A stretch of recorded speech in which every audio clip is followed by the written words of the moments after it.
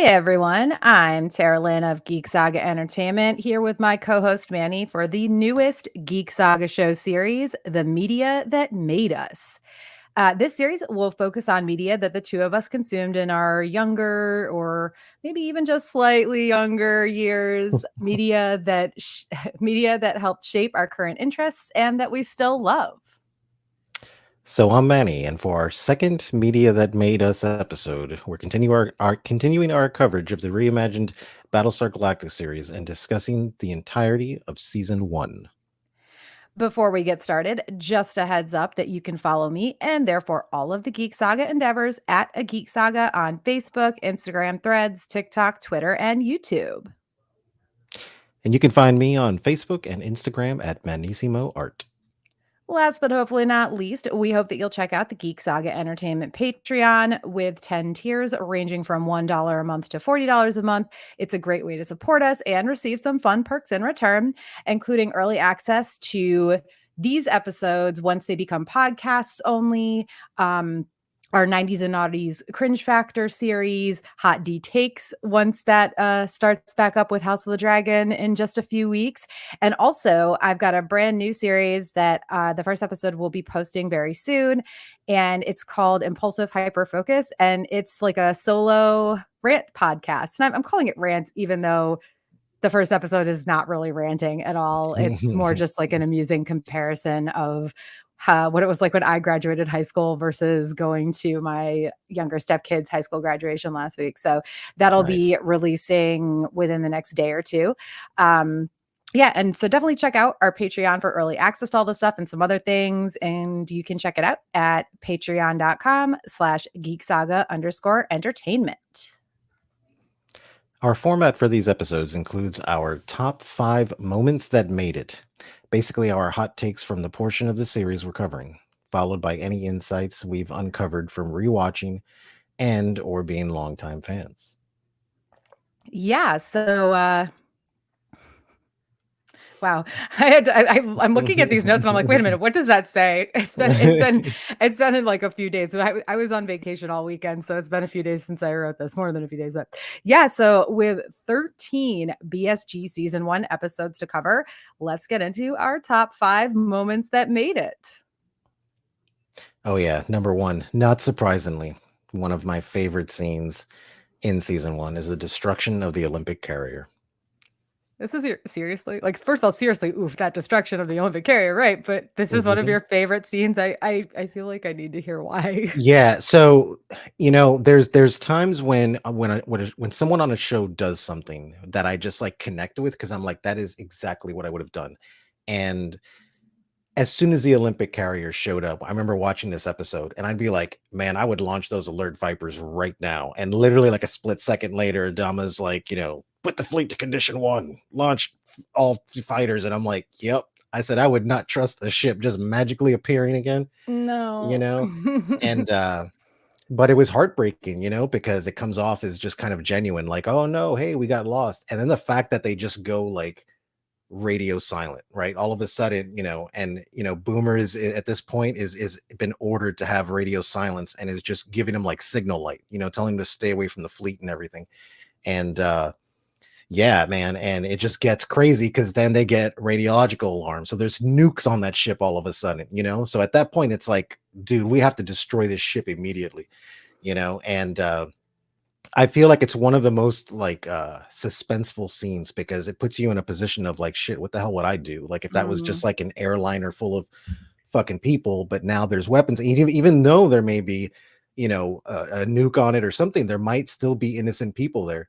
So there's this really awesome, like one thing I've always loved about Battlestar that I always said is the way they film all the space scenes, like there's something about it that makes it so real, and there's a scene when Apollo and Starbuck get ordered to destroy the Olympic carrier. Starbuck has nothing; she doesn't want anything to do with it. She's like, mhm. no way.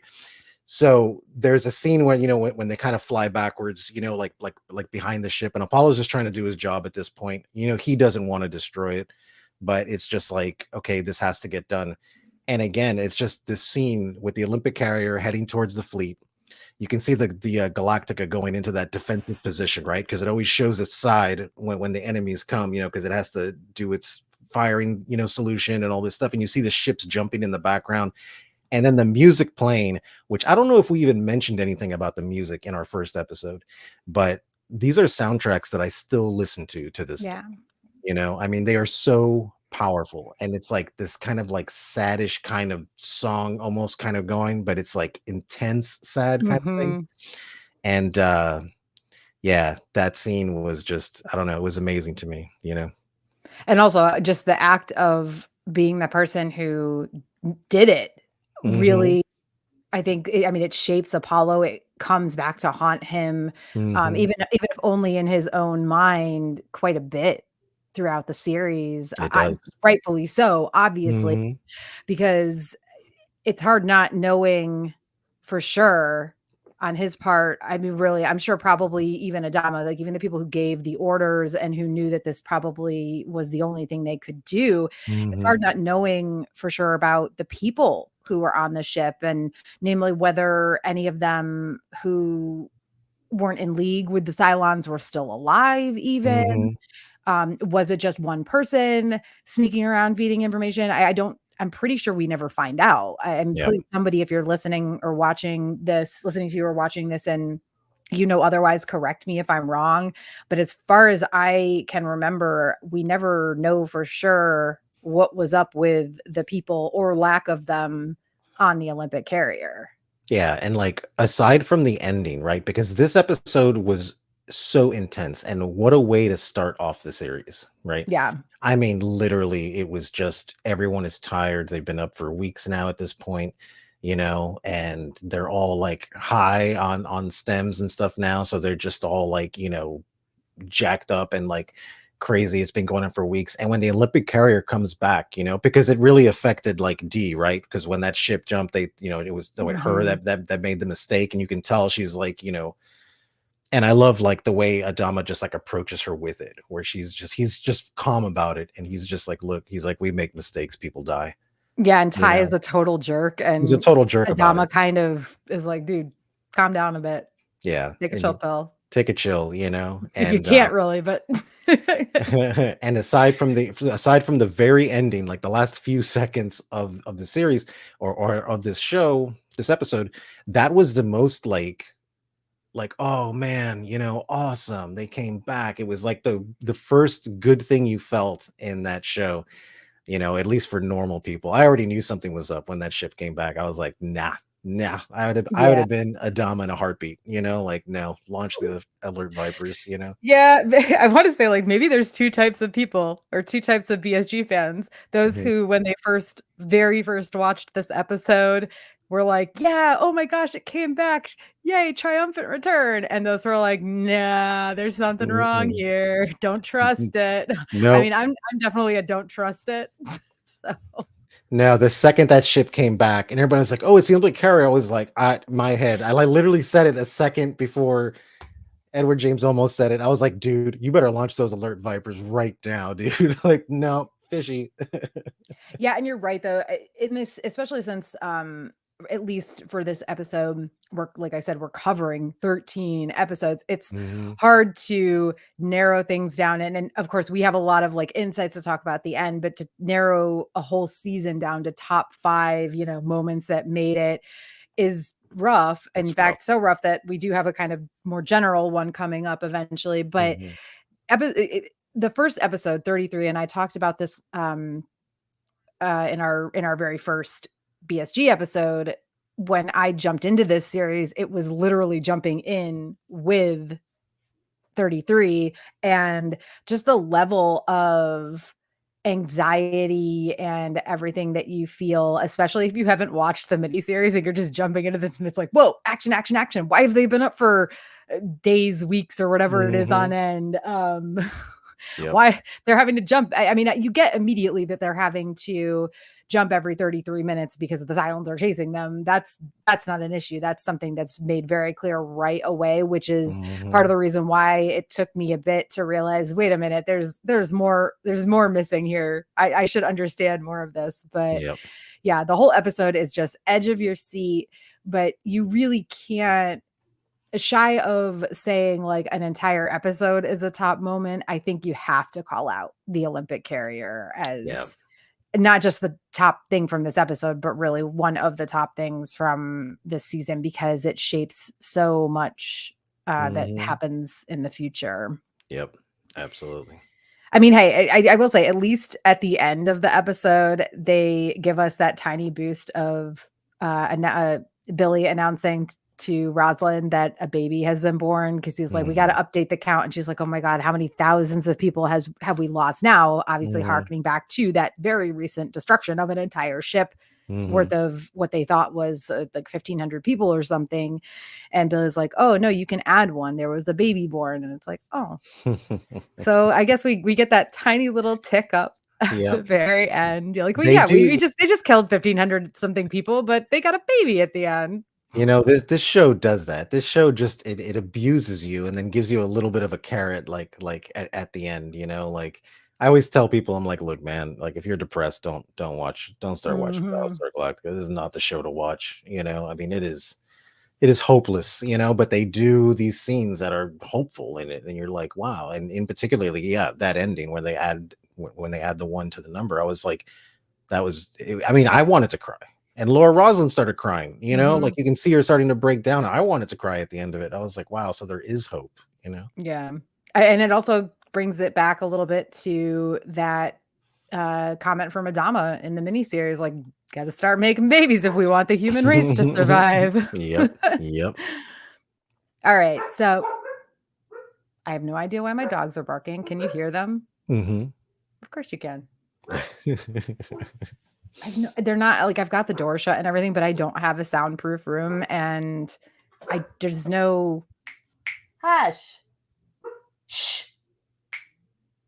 Sorry, anybody who's watching live, I have dogs. They bark.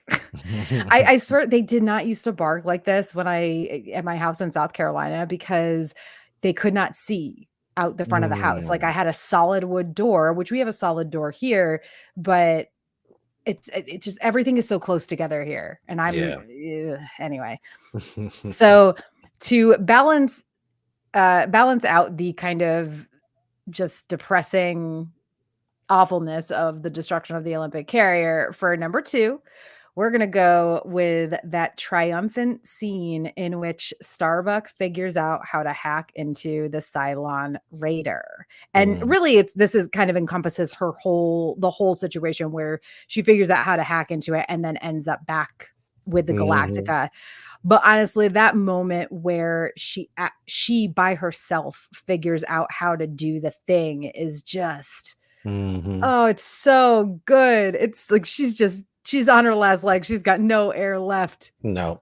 You know, she has to do it. Yep. Yeah. And she figures it out just at the last second. And of course, like, especially again with all of the drama leading up to her triumphant return, it just really adds, especially since we know that she has conquered the Raiders systems, not right away, obviously, but before some of the really kind of, oh my God, we're running out of time things happen. Like we have Adama having that visceral reaction.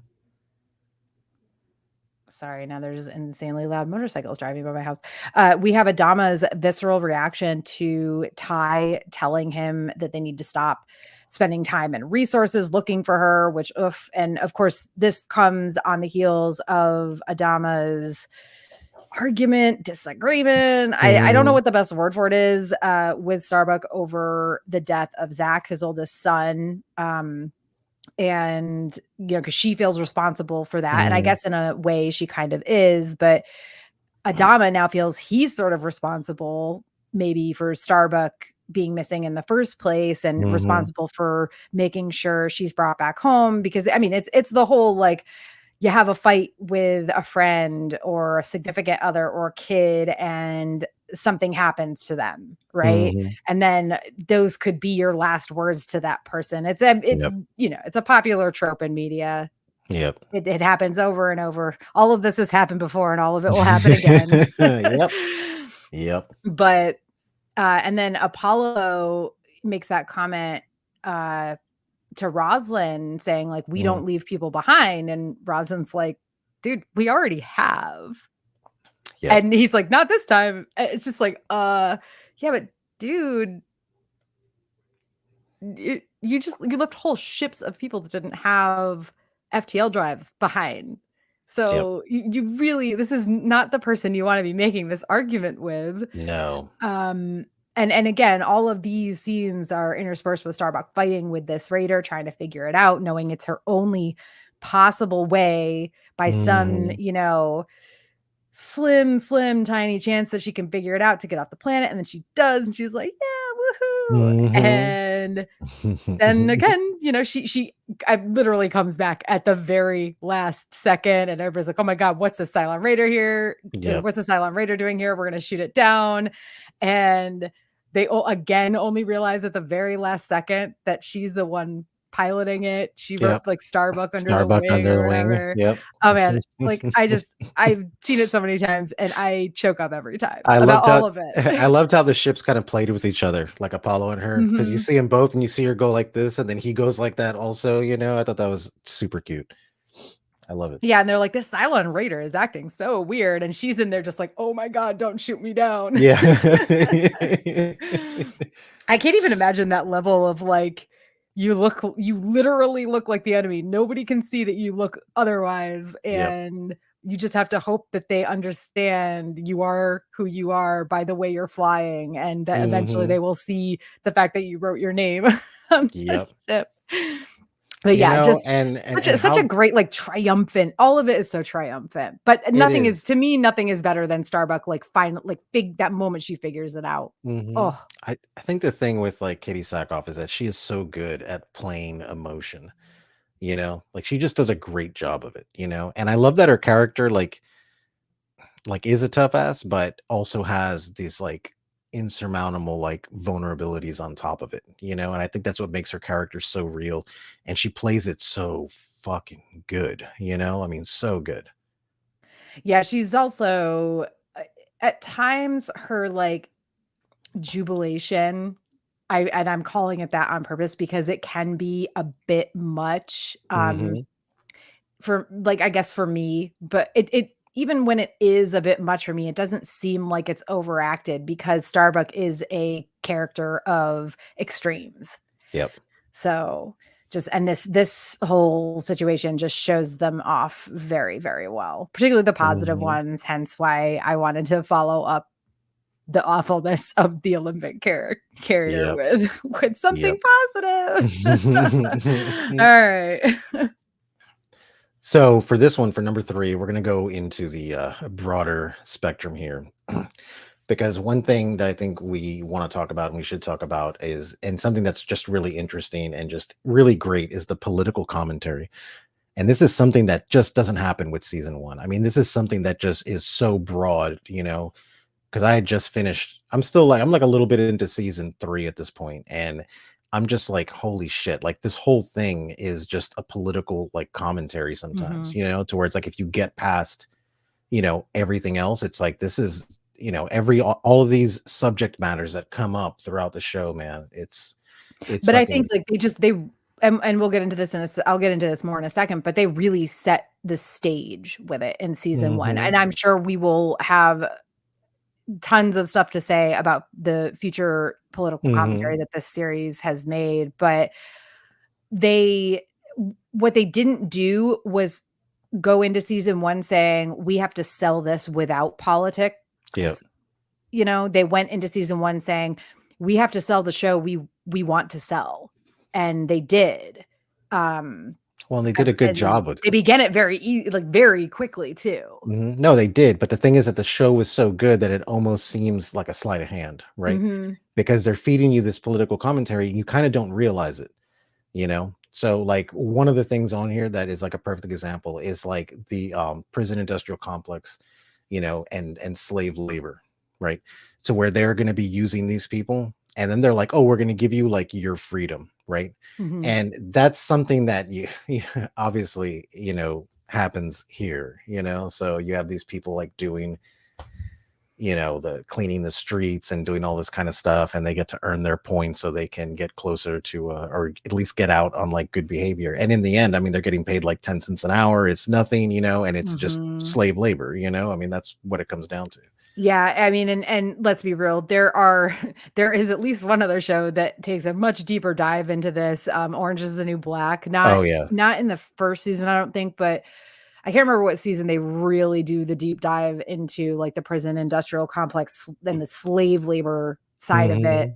Yep. But these issues just, they take the helm and they do it so soon in season 1. In episode 3, which is called The Steel Day, when it's the prison ship is called the Astral Queen. And Ronald D. Moore himself actually said that he saw this episode as an opportunity to set up the politics of the show and show that politics would play an important part going forward. And this is episode 3 of the first season. And of course, we have obviously already seen some political ins and outs, right? I'm not saying there wasn't anything before this, but this is the first time there's real oomph behind it. Yep.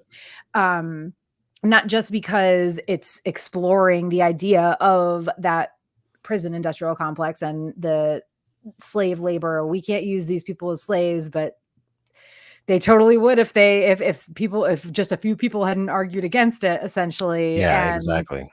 One of them being Apollo, and also the dichotomy of Lee Adama, the Apollo in the reimagined series, and Tom Zarek obviously is played by Richard Hatch, who was the Apollo in the original series. They have a lot of great moments in this. There's kind of that passing of the hat, even when Zarek is talking to Apollo about what the Greek god symbolizes, et cetera, et cetera.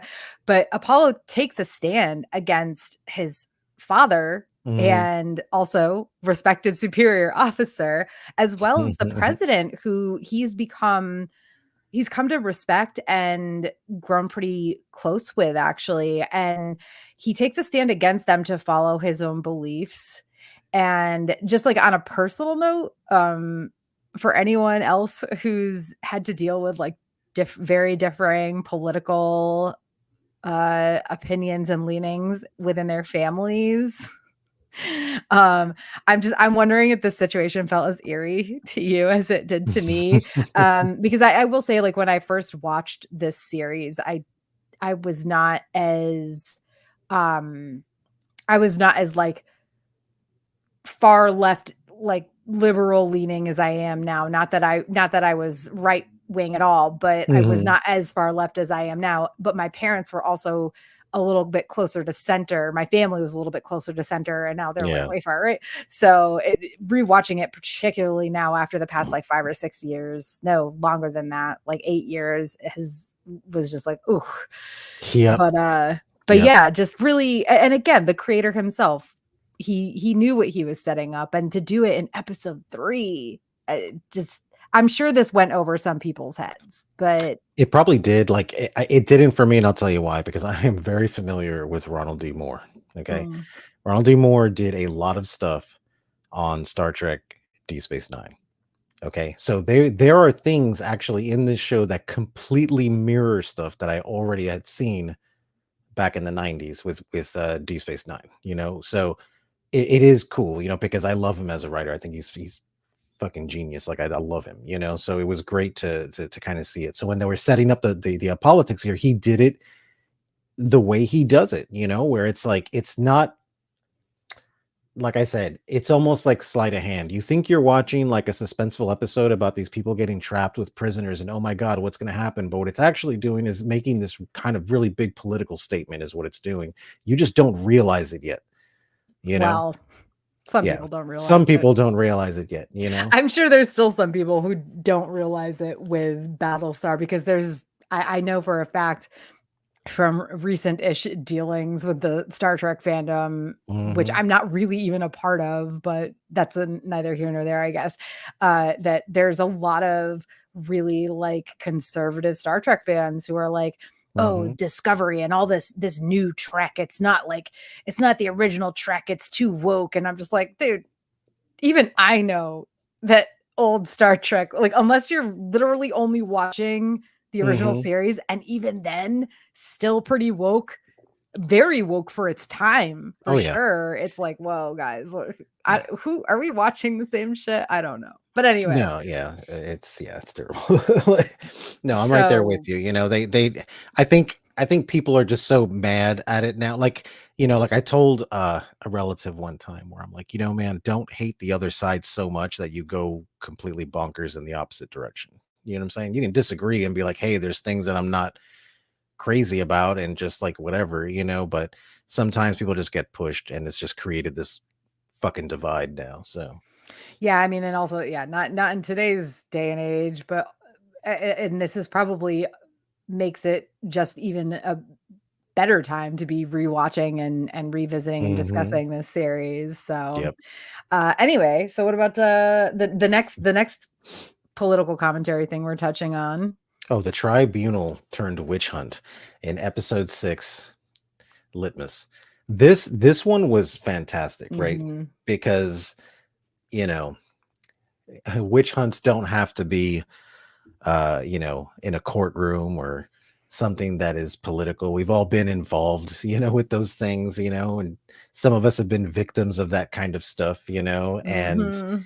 yeah, so this was just fantastic, right? And again, Adama just doing his thing, like he just sits there and he just like, I don't know, he like takes it, he lets it go for as long as he wants to let it go for, you know. Like, Becau- obviously, the best, like, maybe not best, but going back in history, I would say that probably the best, especially in the early 2000s, the best historical comparison to this would be the communist witch hunts that took Yep. place Hmm. here in the US Hmm. in the 50s. But in this episode, and obviously this show finished airing what, 15-ish years ago, about. Yep. Yeah. So it's been a while, and yet again, all of this has happened before. And it All of it all will happen happened again. apparently again. Kill me now. Yep. Um, Yep. but in this episode, the announcement that Cylons can look like everyone else now raises everybody's paranoia and suspicion, Hmm. which leads to this, like, a possible, probable, definite curtailment of people's freedoms and civil liberties. And then the tribunal comes in and becomes a way for those in charge of it. I don't want to say those in charge, period, because Rosalind particularly was like, I don't know. This could easily become a Hmm. witch hunt, guys. She's very hesitant about it. But Yep. the tribunal becomes a way for those in charge of the tribunal Hmm. to create fear and capitalize on that fear for their own gains. Hmm. And again, like you said, thank God Adama is like, nope, not doing it, guys. I'm And done I here. and I love it, and we'll obviously be talking about this scene, later down the thing, Mhm. right? Because in the last season, there's an actual scene that mirrors this, to when Adama like shuts things down like this, Mhm. and he does it in this very like matter of fact, calm way, where he's just like, you know what, we're done. That's it. Like it's a witch hunt. He's telling this lady like like you lost your way, like whatever, and we're not going to do this. And I loved the fact that he just has that pull on like his crew, right? Because technically, she's an independent thing, and she, and Azama tries to get up, and then she, tells that guard to like restrain him and put him in his seat. And Adama walks up to the kid and like doesn't even say anything. He's just like, he just gives him orders right there. He's like, I want you to take her to back to her, quarters and confine her. And he's just like, make your choice. And the guy's just like, all right, and then gets rid of the person, So I don't know. Mhm. It was great, dude. Fantastic. And also, yeah, just a great end of the episode. Like, get the fuck out of here, guys. Get out of here. Yep. Yep. Some funny shit. Oh Oh god. man. Well, Yeah. And then this the forced vice presidential election in episode 11, Colonial Day. yeah, that interim quorum seemed like Yeah. a good idea. And to be honest, it really was. It kind of needed to happen. It's like, oh God, we've got like a break from the Cylons for a minute. The Mhm. Cloud9, the fancy like cruise ship. It's like the Cloud9 of the seas over here, Mhm. Royal Caribbean, or maybe it's like celebrity cruises level. I it's Right? like very, very high end. The like park garden thing on it is a bit ridiculous, but Yeah. anyway, like it's back in shape, and they all get to have a little vacation supposedly, Yep. but also the interim quorum was a good idea, but Yeah. it turned into like seeming like a good idea when they learned that Zarek was elected as Sagittarian's representative. Like, oops, oh dear, Apollo, you did not expect this, did you? It's like, wait a minute, did we say democracy? We meant fascism. We didn't know. No, no, no. We meant democracy, but we meant Yeah. US democracy, Yeah. right? Where We're a like democracy. if you've ever been convicted of a crime, I'm pretty sure you can't run for certain offices. Certainly not like Yeah. one of 12 representatives of the Yeah, colonies. exactly. Exactly. Um, and then things get dicier, of course, when Zarek shows up and is like, "Hi guys, gonna insist here that we need to elect a vice president." But like, I gotta say, I obviously I like Tom Zarek as a character in the earlier seasons. Well, in season one especially, there's still some problematic stuff. I mean, obviously he blew up a government building and all this other Mhm. stuff, um, but let's be real, he wasn't wrong. Literally anyone could die at any moment Yeah. if, or rather when, the Cylons show up again. Mhm. So there should be a person who has been, I guess in this case, it's kind of sort of democratically elected because Mhm. in this case, the residents, colonists, whatever from each of the 12 colonies elected their representative, and then the vote for vice president was within the Mhm. representatives. But and so I don't really know anything, or if there ever has been any information about what the politics would have been like beforehand. I would assume maybe that it's more like our system where somebody chooses their vice president, but if not, even if it's that, maybe the vice president would also be elected, maybe back like in the good old days when the vice president was actually the person who won the second most Mhm. number of votes. um I'm good old days, Good old days. but I don't want anybody to take that seriously, okay? Yeah, yeah, yeah. No, But, no. yeah, he wasn't wrong. There should be somebody next in line, because if something happened to Rosalind, which is entirely probable, not just possible, Mhm. but probable, Yep. then there shouldn't be this just immediate power vacuum. They were lucky they had anybody to name president the first time. She was 43rd in line, for Christ's sake. Yeah, exactly. And if they're gonna play by the rules, then they need to play by the rules, and the Yeah. rules state that you have to have like vice president. So, and if you didn't, then it just kind of makes it this weird, pseudo government thing that is just convenient. So, yeah, you're right. If I mean that's why they needed the vice president. Yeah, I mean, not that it works out the way Zarek hoped. No, of course not. What with Baltar being an already popular so-called Cylon expert, and he's also an expert orator Mhm. and has Head 6 egging him on. Yep. So obviously Baltar is the one. If you're we do have somebody who we both know watching who does not know anything about Battlestar. So like I'm just gonna say, like, if you don't know anything about Battlestar, then you might be a little bit lost here. But Baltar has a Cylon in his head. Yes. We call her Head 6. Head But 6.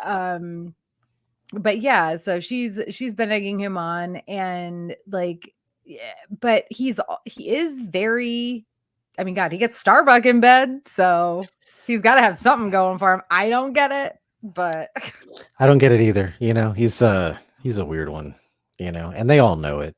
But this is actually in that episode too. This is the first time where you see Laura Roslin starting to play the political game, mm-hmm. Before she was just trying to be like a leader and trying to do the best, but she had this other guy as the candidate and then was like, no, we have to win this. And I think it was for good reason, right? Because it's like they said, they can't let Tom Zarek be a heartbeat away from being the president. You know, like there was no way, they were really against it. So Well, that, and I'll be honest, this is actually weirdly enough, Dean and I watched this episode together. I downloaded them from Amazon Prime. For those of you who don't know, I was in Yosemite this past weekend. And so I had no internet or cell phone service. So I downloaded a bunch of the season 1 episodes ahead of time so that I could make sure I finished them all before we did this live. So Dean and I were watching it like laying in bed one night. I can't remember. It was after a very long day of like hiking and stuff, but we're laying there in bed watching it, and I was the guy that Roslyn chose, or not even chose, but like, and this is a friend of hers. She insisted that he run. She's like, I need you. We cannot, like you said, we cannot have Zarek be this close to the vice presidency. And he didn't want to. He was like, he really didn't want to. Like she didn't beg necessarily, but she really had to just she had to press him into it, essentially. Yep. And then when Baltar just shows how great he is at things, she goes to her buddy and she's like, I'm sorry, but I need you to step down because I need Baltar to run because he's the only person at this point who could possibly beat Tom Zarek.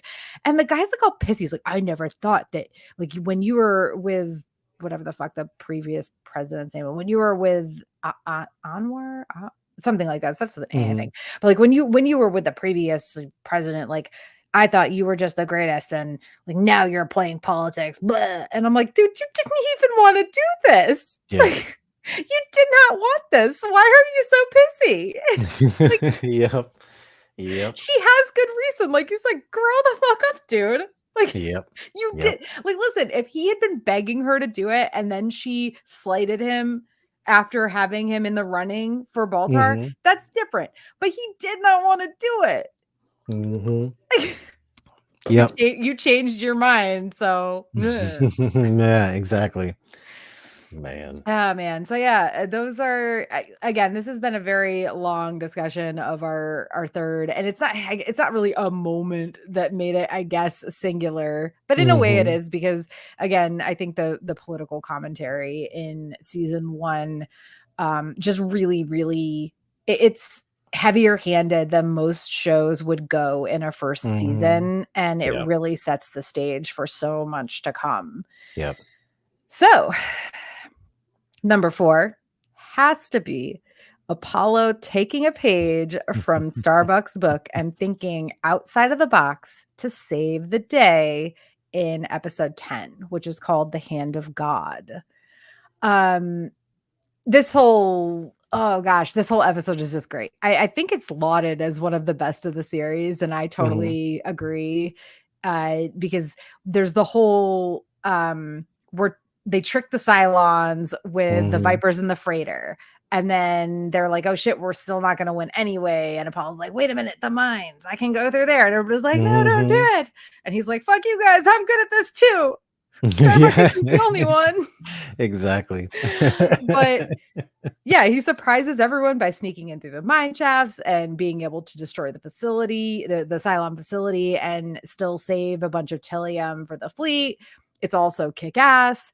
And yeah, I just the whole episode is great, but this particular the whole fight scene is just, and originally I think they weren't, from what I remember hearing, they originally weren't planning for this to be like a episode that was heavy on special effects or anything like that. They wanted it to be like sort of a radio show of them, hearing the fight.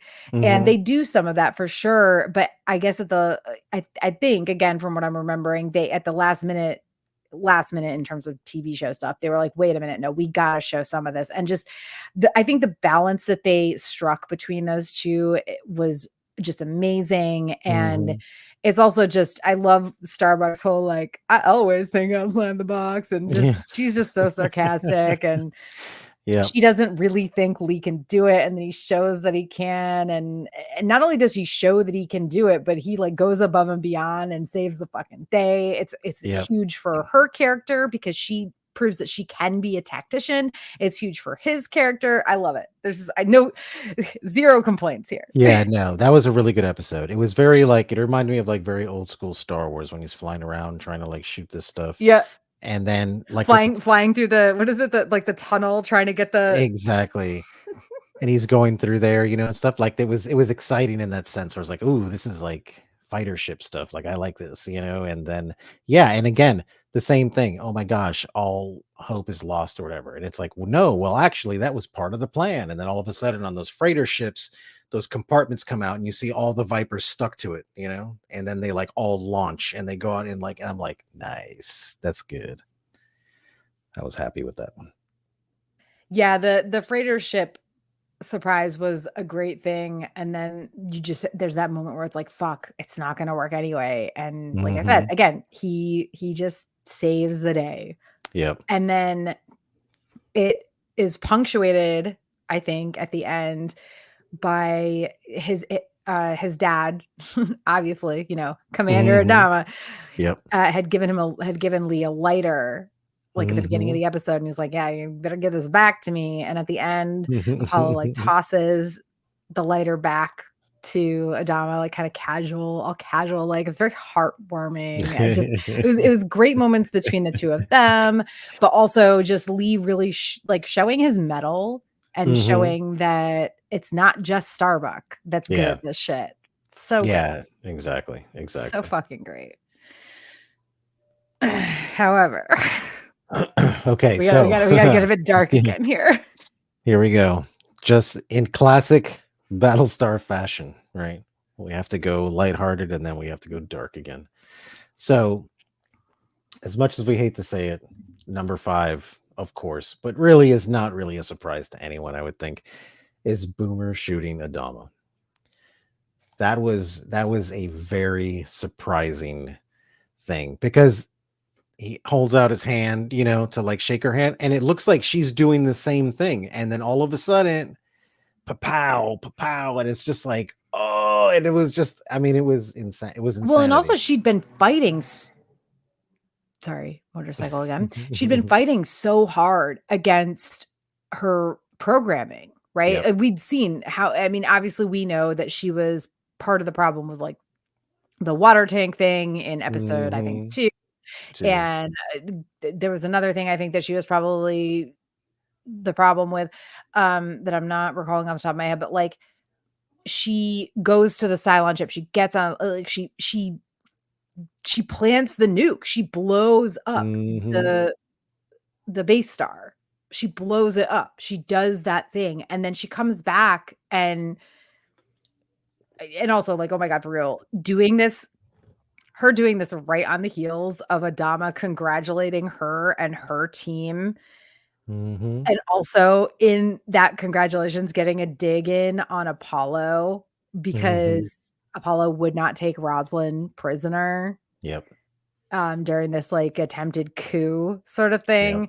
I mean, for Rosalind sending a Star or convincing Starbuck Yeah. to go in search of the artifact that's Yeah. will lead them to Cobalt or Earth or whatever. But just Adam was, like, getting a dig in on his son, congratulating Boomer for a job well done, and we've just seen her again, like, fight against all of her programming over and over again. Obviously, she's caused some major issues, but we just saw her plant a nuke and blow up a base star, and then she just walks in, and as he's doing this, she bam, bam, bam. Hmm. Yep. I can't imagine having watched this live. I'll like, honestly, I'm sorry for Oh, you. I did. Yeah, I did. It was actually no, I know, actually it was wrong. I saw it way ahead of time. Because remember, I got to the end of season 1 when they were still airing like season 4 or 5 here, you know. Um and it was heartbreaking because imagine the amount of time I had to wait to see the resolution of that, right? Because it wasn't just, okay, well, the next season comes out next year. No, buddy, these people are still, America's still in the middle, not even the middle of season 1. So you have to wait another, like, however many weeks at that point. I think it was like another 7 or 8 weeks just for that one to end, and then wait a year on top of that for the next one to come out. So it was absolutely brutal having to wait for that one. I mean, listen, you can only blame yourself in a way. Yes, it was my fault. I was young and I was a little internet pirate. So, For that you extra know, 2 months or month and a half, whatever it was. exactly. But yeah, I mean, I have to imagine. I mean, I certainly didn't expect it, right? I didn't either. Again, like I said, there's all this lead up, and sure, she's done some things without even knowing that she's doing them, but she's Mhm, also fought against so much, and then all of a sudden it's like, mhm. oh wait, I'm just gonna not do that anymore and shoot fucking Adama right Shoot in the Adama. chest. And Oh the my fact that it god. was just like in the middle of this, like, celebratory moment, Mhm. that it really made you put your guard down is what it did, And one thing about these writers, man, is the second you feel safe, watch out. Something's coming right now. Be careful. Yeah. And yeah, this scene proves that like 10,000%, man. All right. So now we're going to talk about some insights we've gleaned from being longtime fans. But as I mentioned in our first BSG episode, while we're covering the show, I'm going to refer to any Easter eggs or bloopers, although I think in this case there's no bloopers, that I mention as Dean sites. Because my partner Dean knows far more about the series than I ever could and won't stop pointing things out to me. So I've long ago lost track of what I knew before I knew him. So tonight's this episode's Dean sites are Callie was originally supposed to be killed in the prison riot. Really? Yeah. I didn't know that, but it wouldn't surprise me because they love just getting you attached to these little side characters at first, and then they just Mhm. kill them. Like, oh, okay. Yeah, and I'll be honest, I never like sexual assault as a plot device, Hmm. but we're also talking like 2004 here, so Yep. it's I'm not saying it was okay by any means, obviously, but Yeah. a lot more common and a lot fewer people were railing against it. Hmm. But I don't know. It's like I want to say I'm glad Kelly wasn't killed, but Kelly does kind of get like progressively more annoying as the series goes on, in my opinion. Like not right away, but It well, takes her a bit to grow into that annoyance. yeah, we'll But get into that yeah, eventually. we'll get into that one eventually. So, additionally, this is just a random aside, but in the hand of God, one of the pilots who is with Apollo, one of the Viper pilots when they're in the freighter, has the call sign stepchild, which I thought was really like when he told me this, I was like, they really had a okay. Okay. I also, for the first time ever, and I don't know that he even knew this, but there was a Viper pilot who I'm 99% sure died in that episode, whose call sign was Stubbs, which was the name of our dog. Aw. It was his dog before I met him, but when we watched this episode together, and Mhm. he was like, holy shit, like did I name my dog Stubbs, like as it was, it like this just sort of like, oh, like he was a German Shepherd Corgi mix. Mhm. We have no idea how that happened, but uh he like they named him that obviously because he was this big long dog with these stubby little legs. And when I say big long, I don't mean like, I mean like 3 times the size of like a normal sized corgi, but Wow. with stubby little legs. Cutest freaking boy ever. Such a sweet boy. But so yeah, that's just a personal aside. But also, in the hand of God, Dean wanted to point out that, and this is something I never really thought about, so this is definitely from him, Mhm. that in the hand of God, that's the first time the show really gets into the fact that, and maybe I don't know how much it even gets into it later, but that being a Viper pilot isn't all about skill alone. It also takes very high levels of physical prowess, which they of course show with Starbucks storyline. I mean, she can't, she hurt her knee really bad when she got stranded on that horrible inhospitable moon or whatever it was, and had to come back in the Cylon Raider. And she did laze around a lot because she was feeling bad for herself, and she's been in training, but she's still like nowhere near where she needs to be. She can't lift like a certain amount of weight. And there's this whole explanation from, I can't remember who it is, Adama maybe, or Apollo. It doesn't matter, but saying like, well, if you can't do this, there's no way you can handle the G's. And it's just, I think it's like one of those things that I'm sure there are people who would have understood, like astronauts would have understood this immediately, right? Or people who've been to astronaut camp, or like just hardcore science people who know about space travel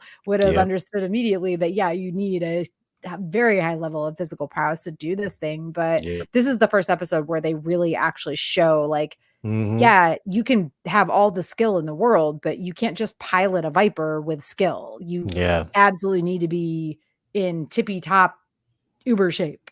Physical shape. Exactly. I did like that they include that in there, because when you see them flying around, you just think, okay, well, it's just some skill. Like that's it, So I did like that, how they explained that. All right, so you go, since I've given the Dean sites, you get to do your insights before I keep talking. I've talked enough. No, I'm gonna go after you because I didn't see this part of the notes and I didn't write any insights. We did it 2 weeks ago. I know, and I have to think about it for 5 seconds. That's all. Just Okay. Well, so again, it's really hard to just narrow this down to like a few things from season 1, 13 whole ass episodes, guys. I will say, sorry, this is one thing that I messaged you about actually while I was in Yosemite, and like the message didn't go through. I knew it wouldn't go through. And I think at the beginning of the message, I was like, I don't know when this is going to go through, but I'm typing it now so I don't forget to send it. And I randomly got service like in the middle of the park when I was hiking one day, and I like picked up my phone a little while later and I had messages from you. I was like, dude, you were sending me pictures. I was like, I can't see pictures. I barely, I have no idea that I even sent a text, but yeah, so it doesn't much matter now as a viewer when I've seen the series several times over, but I still don't really like the cold open after the theme, including the collage of scenes that you're about to see in the episode. I don't like it. And mostly I think because it feels like it gives too much away. If somebody were to actually be watching this for the first time, it's like, what? I don't really understand why they did that. I don't think I ever will. I don't know either. And they actually stopped doing it, I think, for like the first 4 or 5 episodes of season 2. They don't do it anymore. And then it comes back again. Okay. Which was really weird because I had noticed, I was like, wait, they're not doing this anymore. And you're right. It definitely spoils a bit, to where it's like I like what they're doing. I like the intensity of what they're trying to do there. But yeah, it definitely kind of shows too much, So yeah, I'm right there with you. This is what you're about to see. But again, it's like, okay, scenes of Baltar and Head 6 making out, fine, whatever. But like there is stuff that actually does. I mean, you can't really call them like big spoilers, but I just want to see this before I watch an episode. I just don't. And it's kind of hard to swallow, right? Because in that episode where Starbuck lands on the planet, on that moon, the episode starts with her in the cockpit as the ship is breaking apart and she's losing control, right? And then it jumps backwards and you see how they like build into that. Like that's kind of like the proper way to do that, right? Because you're like, wait a minute. And that's something that they do also in some of the later seasons. They start something and it keeps jumping backwards and you're like, wait a minute, and I think that's the way you do it. But yeah, with the intense, like, we're gonna show you like 30 seconds worth of short clips from the 45-minute episode you're about to watch. Yeah, exactly. It's like I'd rather not know. I'd rather just watch, and that's it. So yeah, I'm with you on that one. So I already mentioned this a little bit, but I just I love Starbucks quote, and I think it's the very beginning of The Hand of God, where she's like, "Out of the box is where I live." I feel you, girl. I feel you. Yep. Yep. And then also, this is, I think, something you probably will feel a lot about too. When oh god, when Lee is talking to his dad, and he was like, "If I was stranded on that moon, planet, whatever, instead of Starbuck, you would have just left me." And he's, sometimes it feels like everybody thinks that Starbuck could do better as CAG, as everything. And Adama's like, "I don't. You're my son." And eventually he tells him, "If that was you, we never would have left." Yeah.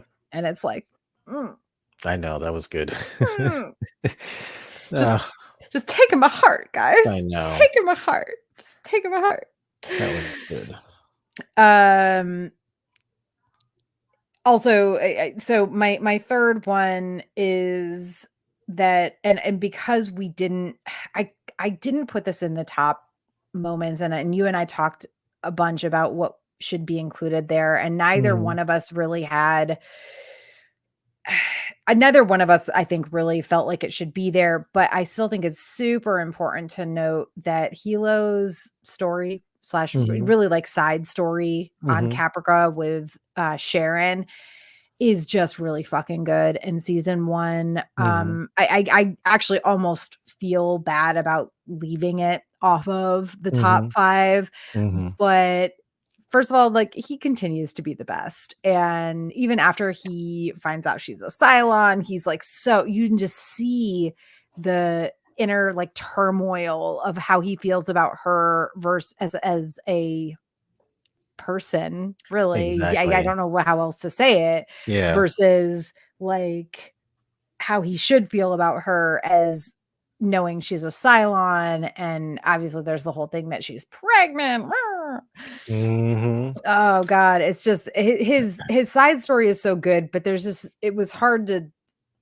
I really tried, like, I searched myself, and I was like, as much as I love a lot of parts about this, what, especially when it's 6 and oh god, the reporter guy whose name I'm blanking on right now, and Um, another, and Sharon, who are standing on top of that yeah. building Mhm. watching him, just kind of like he's like John Travolta-ing. Mhm. Like, more seriously, let's be real, but, like, I would love a gif of Hilo doing Yeah, doing that. like, somebody put Hilo's face on John Travolta Yeah. with, like, a thought bubble that has Sharon's head in it.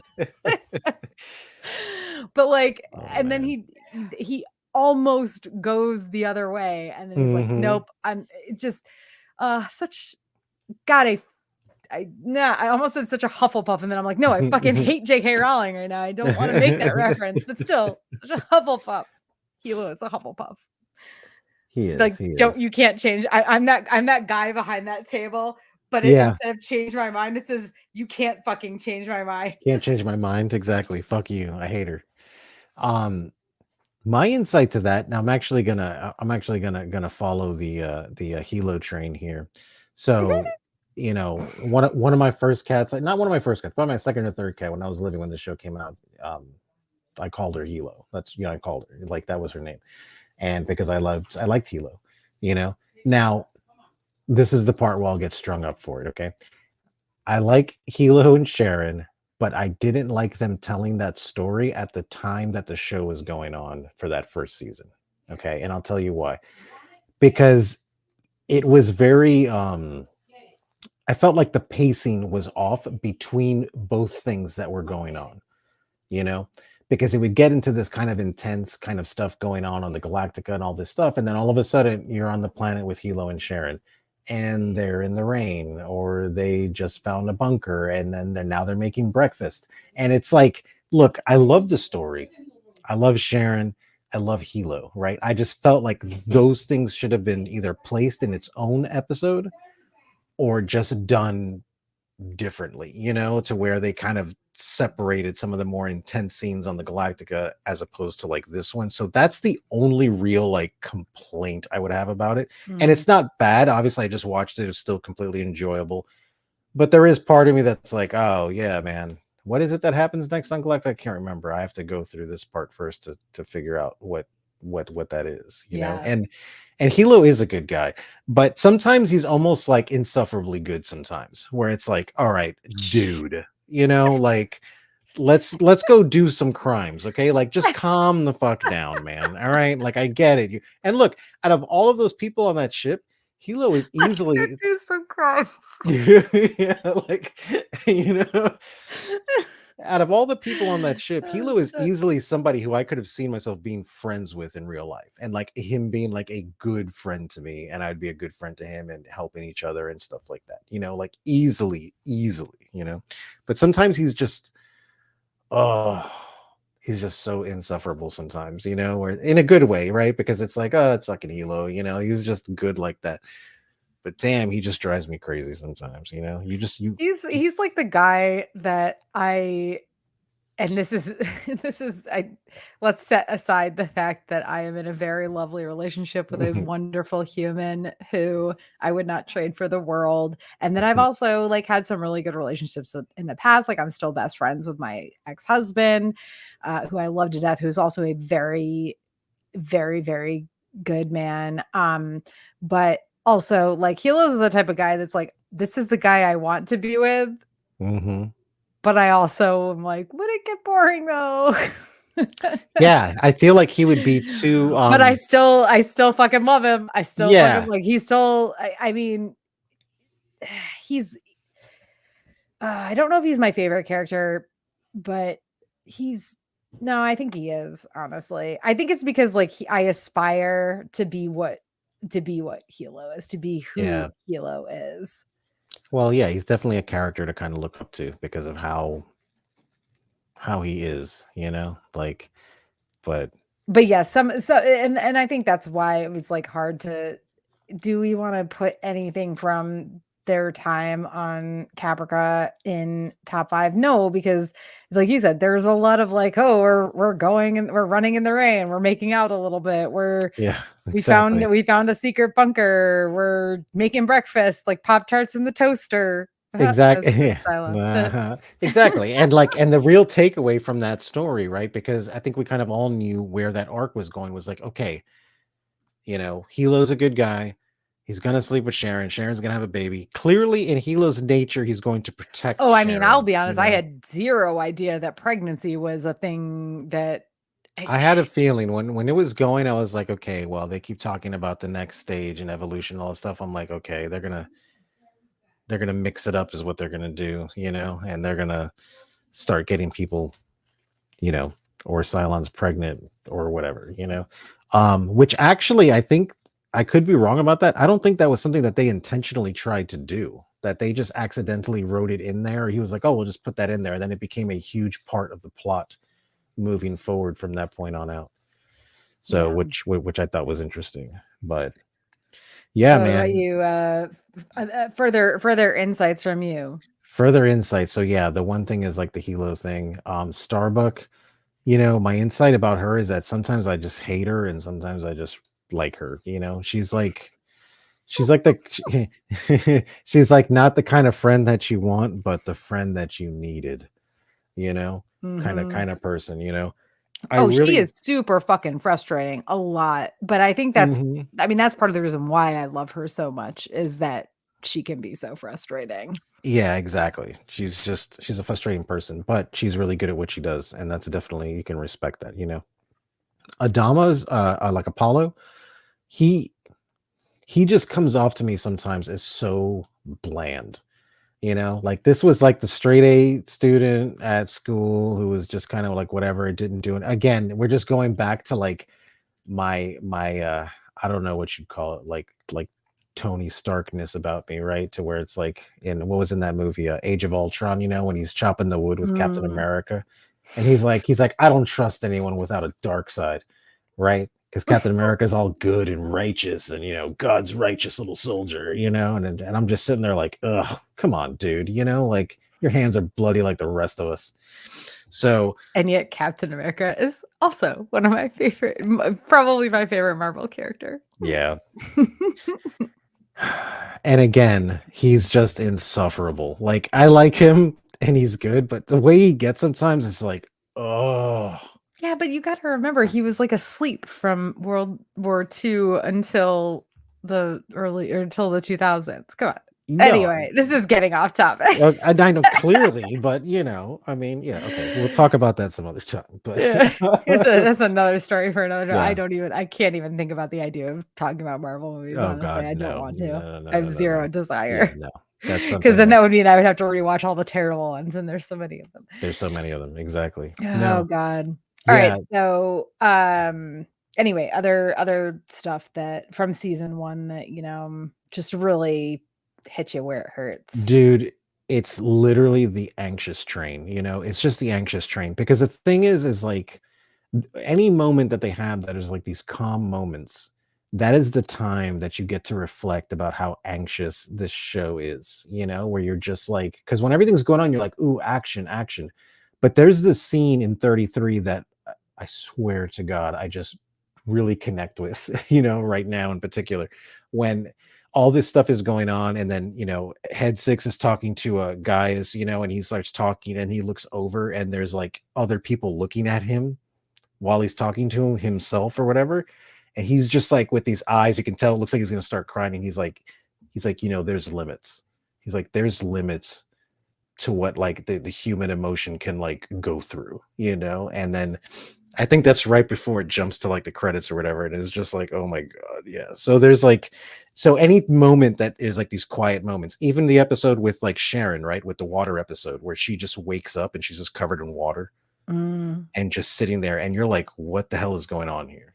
Like, and I think for as much intensity as these episodes are with all the action and the ships fighting and all this stuff, their quiet scenes sometimes are like the most powerful, because you have a minute to just sit in that soup of anxiety, and just like, and you can really, I don't know, it really puts you in there, Every time Gaius gets, and I'm not talking about like when he's having like sexual relations with himself with Head 6. I'm talking about like anytime he just is like in a normal conversation with Head 6 and he gets caught. It just reminds me of when I first brought my pets out to California, and the first time, I can't remember, I must have been Cam, the younger stepkid, caught me just having like singing to my pets.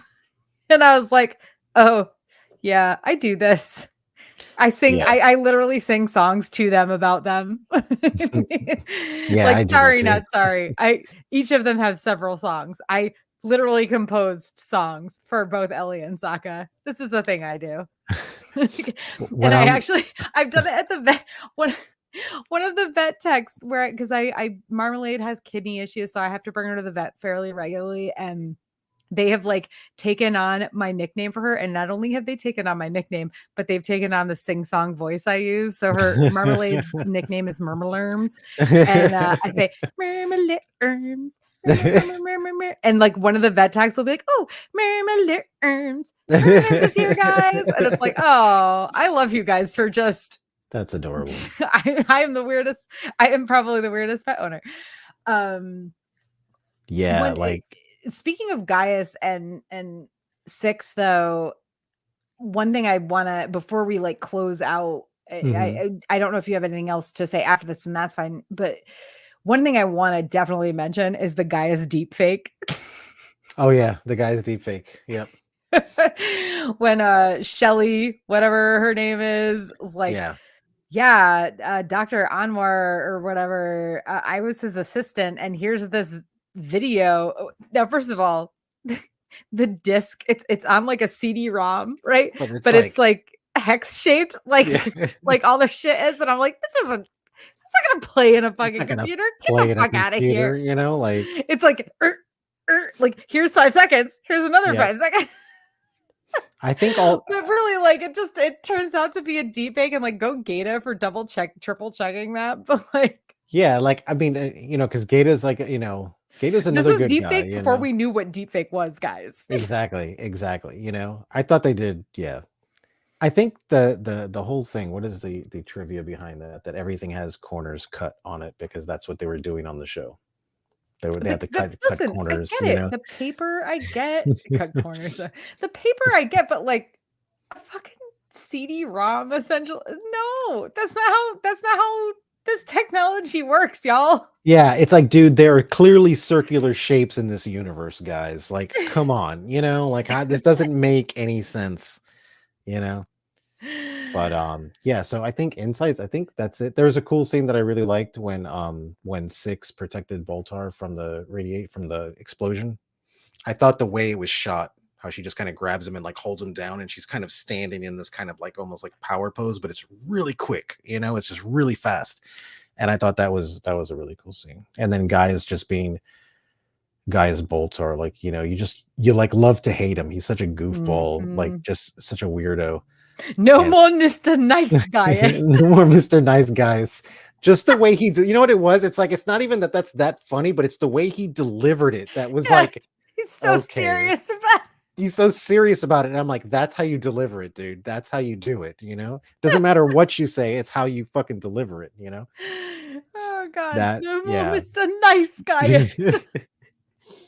Yeah, I think James that's Callis is great. He's so like, and that character is so iconic, and as fucking awful and frustrating as he is at times, it's just God, no more Mr. Nice Guy. I'm just gonna start using that in like day-to-day life. Well, he has this thing to him that's so weird, right? Because when he's trying to break the computer, when it shows his face, and the thing, and then they barge in there, he's like, and you see him just like all scared, and you see him kind of like edging over to stand in front of the monitor, so they don't see it. Yeah, it's like there's like stupid things that he does that I think are just really like accidentally comedical, like, and yeah. Love to hate him, hate to love him. Oh, another shout out I wanted to give is for that episode. What is it? Tie Me Up, Tie Me Down. Oh yeah, I wanted to mention that too. So, it's so weird. That whole episode is weird. The whole episode is so fucking much. That whole episode is weird, and I tell people, I'm like, that is the closest you're gonna get to like a comedy episode in Battlestar. In particular, when they're having that dinner. It's so weird, man. And it's like even outside of her like feeling up Apollo's like leg, like it's everything about it is she's so awkward. There's like a really funny scene when they're cleaning up after dinner, and and them two leave, and they're sitting there, and I think Admiral Dama's talking about like how it brings out the like the worst in him, and then Apollo's like, what do you mean the worst? And all of them are like picking up plates, and they all kind of stop for like 2 seconds, and then they're just like, and then they just kind of keep doing what they're doing, because you can tell they're like mulling it in their head kind of like simultaneously. And I fucking laughed. I was like, wow, that's fucking good. Well, of course, her whole story is absolute bullshit, and anybody with half a brain knows that it's bullshit, which is why they test her to see to see if she's a Cylon. She's a Cylon. And she's not, but yeah, that whole episode is just fucking weird, and I just hate her. I hate her so much. And when they're arguing and stuff like that, and Guys is like, everyone, please, like, let's calm down. He's like, that's a nuclear bomb. Okay. It's like, nice. Oh, Guys, being the voice of reason somehow for once. Being the voice of reason, exactly. All right. Any other last thoughts? I mean, this whole it's a lot to pack one whole season into a single episode, and we will not do this again. I promise everybody. It's just it's really hard to split up season 1. I think the only thing we could have done is maybe done like the first, I don't know, like 11 episodes, and then done the Cobol episodes separately. But it still doesn't. It loses stuff. It doesn't make sense. So especially in this one, I think when we roll into season 2, it's easier to take 2 or 3 episodes and make like a full cast out of it, just because there's a lot more to unpack in season 2. Yeah. So than season 1. Well, and also a lot more episodes. Was like 21 episodes, 22 episodes, something like that. I think it's 20 episodes. I think 20? I think it's 20 episodes. 20. Okay. All right. Well, as we close out this episode, just want to give a shout out to our Heroes Tier patron, Tommy of the TKOK Podcast Network. Thank you so much for supporting us. And thank you guys for joining us for our second Media That Made Us episode on season 1 of Battlestar Galactica. For the most current news and updates about the series, make sure to follow at A Geek Saga on Facebook, Instagram, Threads, Twitter, TikTok, YouTube. It's a lot of things. But also, please consider backing our Patreon at patreon.com/geeksaga_entertainment. And honestly, like right now, especially, I really can't press the Patreon enough. You get early access to our podcast only episodes, which I know it's a little bit different with this particular show because we're airing these live. So the live uncut versions will still be available, but we also will have the kind of I don't want to call them watered down, but the edited down versions that get rid of spaces. And like our first episode, I think was just over an hour and I cut about 20 minutes off of it. But we also have all of our previous series on there. And again, Hot D Takes is coming back soon. And those are podcast only. So those will be early access. And I'm saying this because I have all of my hosting stuff coming up this month. Or well, it's May, so either within the next couple days, basically all of my hosting stuff is renewing either within the next couple days or within the first couple weeks of June. So I'm looking at like a lot of money. So every dollar counts. So for like $1 a month, you do get and I might be making some edits to the tiers on the website. I might be making some edits to the tiers on Patreon. Right now, $1 a month gets you like a thank you on our websites, which is the Geek Saga website and the Sagas and Sass website. But that the more Patreons we get, I will be able to essentially like give more stuff to the lower tiers. So $3 a month does get you early access to the podcast versions of episodes. $5 a month right now gets you immediate. Well, I don't want to say immediate, but like within very soon of us recording them, video recordings, like full unedited video recordings that nobody else will ever see other than patrons of our podcast only episodes. And then there's a bunch of stuff on top of that that goes from there, like in terms of possibly being able to be a guest on episodes or like show notes and some personal like blog entries and stuff that will not be public. So again, yeah, just please check it out. Patreon.com/geeksaga_entertainment. And we will be back. Hold on. Now I have to look at the calendar. So Hot D comes back on the 16th, right? Yeah, on the 16th. Oh God. Okay. So we might be back next week. It might be 2 weeks from now. I'm going to have to have a conversation, but yeah, our next episode will cover the first, what did we decide? 9 episodes of season 2? Yeah, it was 9. Yeah. So we're working our way up to the Pegasus/Admiral Kane arc, which lasts for a good portion of season 2. And then of course the movie Razor. So, all right. Have a good night, everybody. Thank you for joining. Bye. Good night.